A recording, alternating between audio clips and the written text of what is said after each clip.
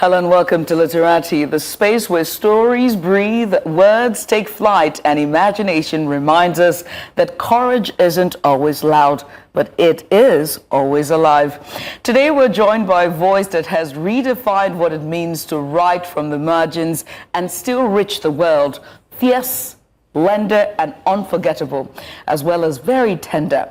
Abi Daré is the author that we're having today of the international bestseller, The Girl with the Louding Voice. And now she is back with its powerful sequel, And So I Roar. Abi Daré burst into the global literary scene in 2020 with The Girl with the Louding Voice, the story of Adunni, a 14-year-old Nigerian girl determined to be heard in a world that tries to silence her. The book became a worldwide sensation, translated into multiple languages, featured on the New York Times bestseller list, and honored with the Bath Novel Award, among others. Now, her new novel, And So I Roar, brings us back to Adunni's world, older, wiser, and even more determined to claim her future, her voice as well. It's a powerful continuation of courage and self-discovery. Abi Daré was born and raised in Lagos, but studied law before earning an MA in creative writing in Birkbeck of University of London, and now she's based in the UK. And she continues to write stories that blend humor, heartbreak, and hope. Stories that remind us why girls' voices matter everywhere. Abi, you're welcome to the program. Thank you. What a wonderful introduction. Yeah, at this point, everyone says wonderful introduction. Maybe I should join everyone and start writing as well. Thank you so much for coming on. And congratulations on a bestseller and what is now looking to be another bestseller. Thank you. And it's wonderful to also continue Adunni's journey. I'm glad you did make it and you gave us another more glimpse and a wider look at her story as well as Tia's story. But I do have to ask, The Girl with the Louding Voice, you gave us the world, Adunni's world, a character who became, I would say, both a symbol and now a movement as well, which we're going to get into that. But what drew you back to this story, to want to tell Adunni's story again with And So I Roar? So writing Adunni's story, you mentioned I did my MA in creative writing. So it was more of, at the time, I was writing the novel because I wanted to get a distinction in my MA. But the desire for the story came from childhood growing up in Lagos and having housemaids and young girls as young as I was at the time who were taking care of us, doing the chores, the cleaning and the cooking. And I didn't seem to know a lot about them beyond their first name. Surname, birthdays, favorite color, what they wanted out of life. It all felt quite silenced, essentially. And so fast forward many years later, I'm in the UK and I'm having a conversation with my daughter. And we start talking about chores and helping out, and somehow it leads to conversation about housemaids. And she's wondering, she's asking me why anyone would send their daughter to be a maid. And so that evening I actually went to bed with a bit of guilt, because thinking back to life then and remembering that a lot of those girls, a lot of them were girls, so housemaids, a lot of them were silenced or abused. And so I wanted to write a story to hear her voice for myself. A voice that was not silenced. And that's why I chose to write the book in non-standard English, as opposed to the way I speak, but also very loud and very courageous. Very loud and courageous indeed. The years between The Girl with the Louding Voice and So I Roar, a lot has happened in that time. With the second novel, it marked, global upheavals that we're seeing with pandemics and protests and, powerful new conversations about gender and also justice. I have to ask, how did this moment shape how you wrote, especially with And So I Roar? So I think, Adunni, you're talking about Adunni. Adunni, yes. So she gave me the boldness, I would say, because obviously when you're writing to get a distinction in your master's, you're not thinking about the public. You're not thinking about anybody waiting for your book. But writing the first book and seeing the reception, it came out during the pandemic. A lot of people fell in love with this character because it was a way to take away from everything that was happening in the world. And she was also like a beacon of encouragement. With everything she went through, she still keeps on, rising above it all. And so when it came to writing And So I Roar, I felt like she was nudging me in the right way to say, Abi, you've got this, you've done this before, you can do this again.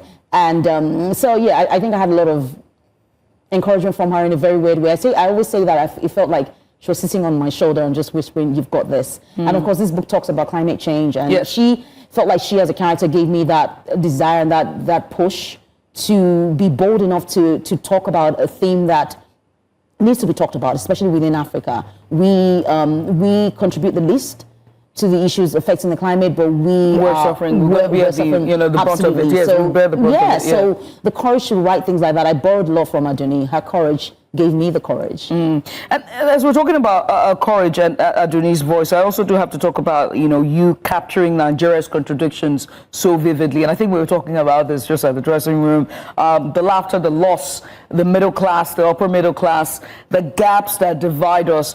How do you write, with, one has to talk about your writing now, maybe away from Adunni, but how are you able to capture it with such honesty without losing tenderness in trying to capture the contradictions that is our society? I think for me, my characters are, I don't start writing until they're fully realized, until they feel like they're humans, that if they walked into a room, you'd look up and say, that's Adunni, that's Tia. And so I spend time knowing them, but by knowing them, it means I listen to conversations, real people like them. I watch what they do. I follow them on Instagram. So if I imagine a character as Tia, I would follow somebody who I think might be her and hear the things she says.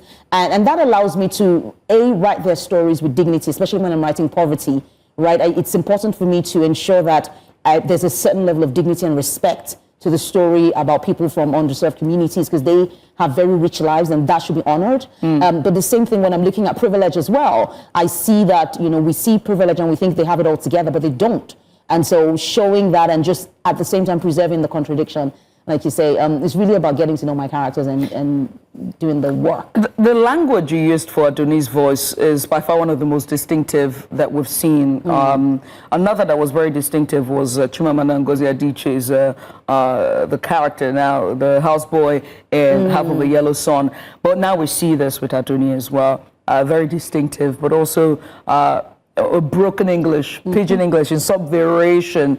That's why I do have to ask you, did you ever feel pressure to refine it for global audience? Because when I said you were writing it for your MA, but was there any other time when you said to push it forward to your editors, so should I refine it even more for them to understand? Yes. So after, obviously, I got the MA, and then I had agents, I had all of that beautiful interest in the book. But I remember before that time, I reached out to a few people that I thought would be very interested, and one replied me and said, this is an interesting book, but I don't see this anywhere on the shelves because I don't think anyone would understand it.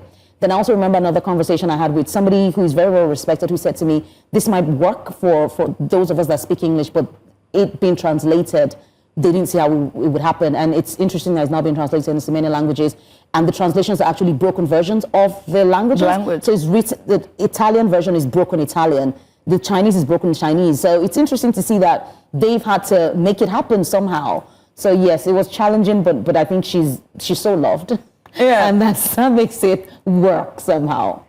When I asked you, and I'm glad we're still talking about Adunni now, and So I Roar, but Adunni itself is an encapsulation of both and So I Roar and the girl with the louding voice, so much so that it has now become the poster child or this champion for girls' rights and girls' voice, and the impact that you started as well. So talk to me first about the foundation, and also when you started out writing this book, did you ever envision that all of this that is coming out of it's grown so much larger than life that it's now become this champion for girls' rights and girls' voices? Yeah, I actually have goosebumps with that question. It's so beautiful because no, I didn't, right? For me, it was just a simple thing, like I said, and I still maintain that.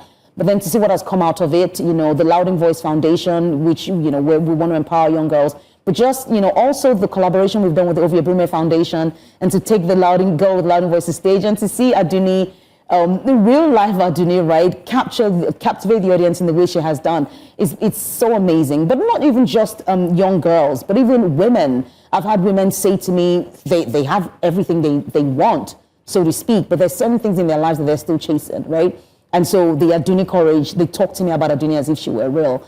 And nothing beats that. So I had no idea it would happen. Now we have a foundation, we have a movement, and who knows what else would come out of this simple story that started. I have to ask you, just away from Adunni, but also just to bring you here.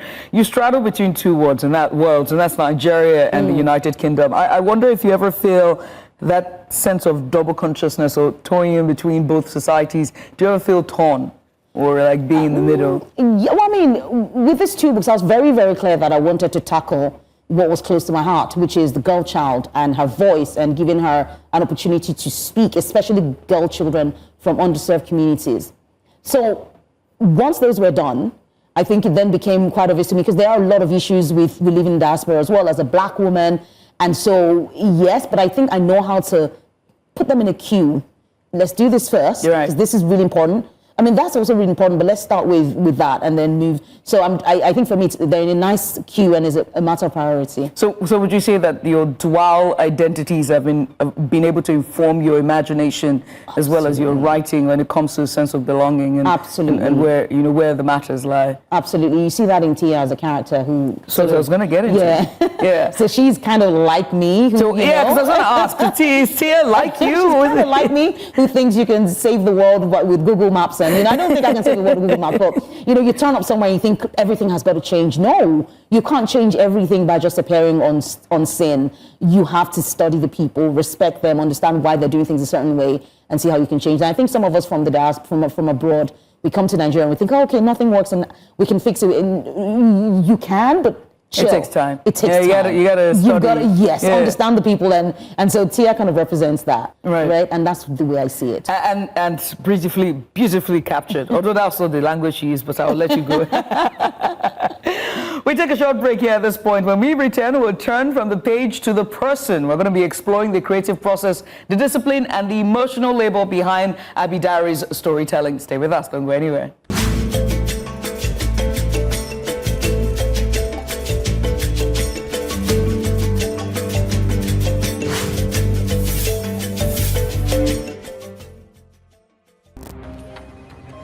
Well, you asked for it. And News Central has delivered.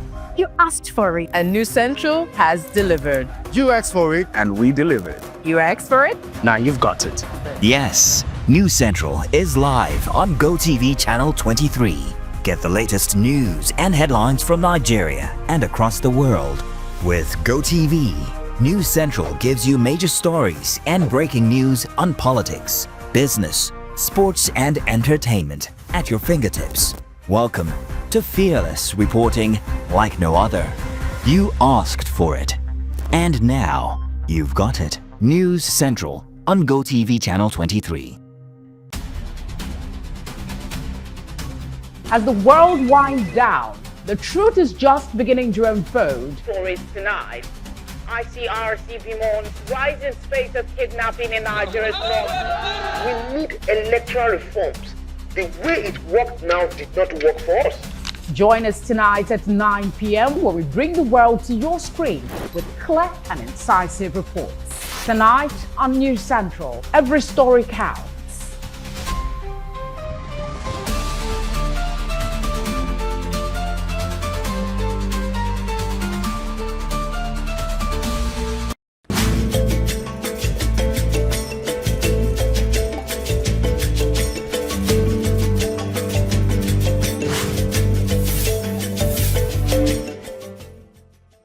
Welcome back to Literati. Now, before the break, we worked with Adunni, from a girl finding a voice to a woman learning to roar. Now, let's step behind the words and meet the writer who gave her life. My guest today is Abi Daré. She is the author of The Girl with the Louding Voice, but most importantly, the book, the sequel, which is And So I Roar. Now, we were talking about Adunni. We talked about Tia, how does she call her? Miss Tia. There we go. Miss Tia. We've also talked about her language as well, and why you write. But the Girl with the Louding Voice had so much, commercial success, and it was critically acclaimed. That I can only imagine what it was like going back at a blank page to start another book. What was that journey like? Talk to me.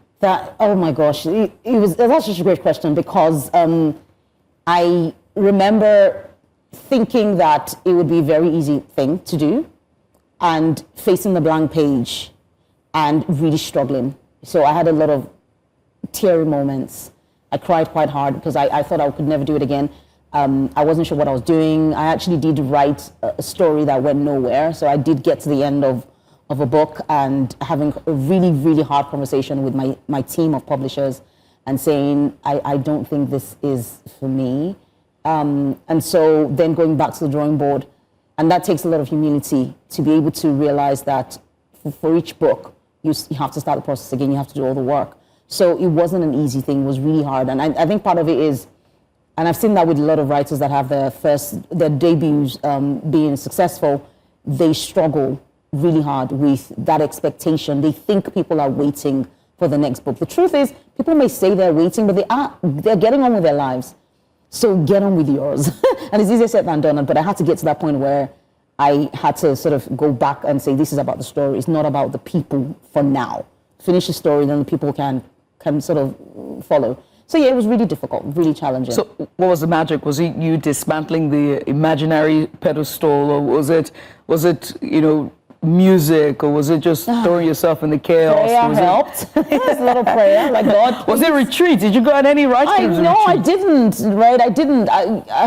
But I do have this. It's not a retreat. I go to a cafe to write, and for me, it's like a retreat. And I was saying, I was having a conversation yesterday about how I can't take coffee anymore. I've taken so much coffee now, I can't even have a bar of chocolate because the caffeine in it affects me. So I go into the coffee store and I just inhale. I love that. Yeah, that's a good smell. Yeah. And I'm there, and I just love being in cafes. Even here in Lagos, I love going to cafes and just loving. Yeah. So that Sunday helps me to get. It helps me to get things going. Reading other writers, reading other books, and also just not thinking about the book, but more about the characters. I don't know if that makes sense. So I'm not thinking about the process, but I'm thinking about getting to know my characters before I actually sit down to write. I think that really helped me. Right. To get into that point where I teased it enough in my head to the point where I was now ready to write, and so I wrote. And so I have to ask you, as we're talking about the scenes and moments in your book, whether it's The Girl with the Louding Voice or And So I Roar, The Girl with the Louding Voice had many moments that was, goosebumps, you know what I mean? Very hard. But so is And So I Roar. And so I have to ask you, what was the most emotional moments for you to write? Wow, so what did it even demand from you writing it? So my process when I'm researching, right? I know that I write hard stories. I know I write hard themes. It's now become something that people expect from me, and I think I love to do that. But when I was writing both books, so with The Girl with the Louding Voice, there are certain scenes there where there was a death and of a very, very prominent character for Adunni. Yes. And also Tia as well. She goes through a very harrowing process about infertility. Writing those scenes was really hard. So for me, it was the most challenging part. And so I was same thing. Somebody else died, and all the scenes where the girls are having to go through certain things. And when I'm researching, you will see me in my living room, often with the lights off, and I'm watching an interview of somebody who's gone through this real life experiences that I want to write about. And I've got tissue in my hands and I'm crying my eyes out. And I do that. I let myself feel that emotion. I feel all the feels. Then I absorb it. I take a deep breath and I go, right. Because I write through humor. And that's how my books have been able to land in a way, because I really write about heavy things. But people laugh, so you laugh in one, literally you're laughing and you're crying. You're laughing and crying. And so then I go away and I think, how on earth can I find this funny? Because it's not funny. That's what helps me. Because I sit down on it, so I'm thinking, I'm writing about FGM. Where on earth can I find the humor in this? Because it's not a funny thing. It's a very serious, horrible thing that we need to tackle. Right. But for readers to be able to read it enough to want to do something about it, I have to present it in a way that does not repulse them. Right. And so that's where humor comes in, and a massaging of my words. You're right. Your first book, we saw Adunni find her voice. In fact, she already did have a voice. She only made it louder. With the second book, now she's roaring. I do have to ask, is she finally found a place in the world? Is there going to be a third book? I don't know. Maybe now she'll join the louding to the roaring. And to now be, explosion. It's an explosion. What is it? I don't know. I can't control these things. I'm led by inspiration and the desire for a story, and I'm very led by my why, and I have to feel the need and the why and the motivation to write whatever else might come into her story. But right now, no. I don't know if it's going to. Yeah, or you don't want to just give us the tea. Actually, no, okay. So before I let you go, Abi, it's time for our Literati tradition that we do here. Anyone who sits in this chair has to play what I've coined the humor, the Judith game show. All right. You know, but it's a rapid fire sessions where I ask you rapid fire questions and you have to answer very quickly without thinking. Okay. Very quickly without thinking. Okay. All ready? You have to be as sharp-witted as Adunni is. Okay. Yeah, you ready? Lagos or London, where do you write the best? London. The one book that changed your life? Fiction and non-fiction. Anyone, don't say the Bible. The Bible. Non-fiction would have to be The Purpose-Driven Life. Purpose-Driven Life. I've seen that. Yeah. I've seen that somewhere. That was Non-fiction, not purpose-driven life. So you're saying Bible is a fiction? No, it's non-fiction. No, you said don't say the Bible. So no, mine. Then Apart fiction from is the what? Bible. So fiction would be The Help. Actually, I really loved reading The Help. Yeah. That's a nice one. One Nigerian word that always finds its way into your writing. Wahala. I thought you were going to say Abi. See what I did there? I love that. Favorite comfort food while writing? The coffee that I'm no longer allowed to have. Gosh. Croissants, yeah. Gosh. If Adunni had a theme song, what would it be? It would have to be one of Fela's songs, but I don't know which one. Now all the songs leave my right? head. All the songs leave my head. I know, but Early mornings or late nights? What's your creative hour for you? late nights. If you weren't a writer, what would you be doing right now? On TV? You'd be on TV. Yeah. You come and take my job. One piece of advice you'd give your younger self? Trust God, trust the process. Everything's going to work out okay. Nicely. Your favorite Nigerian author growing up? Growing up, I believe her name is Nengi Koin, who wrote Second Chance. Yes. I hope that's her name. Yeah. No, that's a beautiful book. Yeah. 3 words that describe your relationship with storytelling. Oh, love, frustration, passion. Passion. There we go. Passion. Abi, it was a pleasure having you. Thank you so pleasure much. having you, and well done and congratulations. Thank well you. done on all the hard work. Well done with the Louding Voice Foundation. Thank you. Well done with everything that you've done so far, and we cannot wait for book 3 to come out. Abi Daré, author of And So I Roar, and also the girl with the louding voice. She's been here talking to us about all of her stories. Now, stories remind us that the human voice, especially a woman's voice, is not just to be heard, but to be believed. Through Adunni, her title character, she has given countless girls and women as well permission to dream, to demand, and to speak. And so, as I roar, finds its way into the world, and as our books find a way into this world, Literati celebrates not only the power of words, but the women who wield them. I am Judith Atibi. Thank you so much for joining us on this episode. Until I come your way next time, keep reading. Bye for now.